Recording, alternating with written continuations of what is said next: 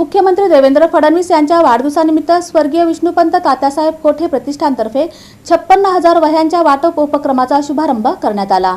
स्वर्गीय विष्णुपंत तात्यासाहेब कोठे प्रतिष्ठानतर्फे मुख्यमंत्री देवेंद्र फडणवीस यांच्या 56व्या वाढदिवसानिमित्त 56,000 वह्यांच्या वाटप उपक्रमाचा शुभारंभ वसंतराव नाईक हायस्कूल व समता मराठी विद्यालय येथे आमदार देवेंद्र कोठे यांच्या हस्ते करण्यात आला। यावेळी भाजप शहराध्यक्ष रोहिणी तडवळकर, महिला व बाल कल्याण समिती सभापती निर्मला जंगम, नगरसेवक रवी कैयावाले, भारतसिंग बडुरवाले, नगरसेविका श्वेता खांडेकर, माजी सभागृह नेते देवेंद्र भंडारे, माजी नगरसेवक जेम्स जंगम, गुरुशांत धुत्तरगावकर, मंडल अध्यक्ष नागेश सरगम, लोधी समाज अध्यक्ष भगतसिंग कल्लावाले, अक्षय वाक्से, रणजित सिंह दवेवाले, अविनाश बेंजरपे, मुख्याध्यापक कार्तिक चव्हाण आणि पर्यवेक्षक युवराज पारधे उपस्थित होते। रोहिणी तडवळकर यांनी आमदार देवेंद्र कोठे हे आदर्श लोकप्रतिनिधी असल्याचे सांगत त्यांच्या सामाजिक उपक्रमांचे कौतुक केले।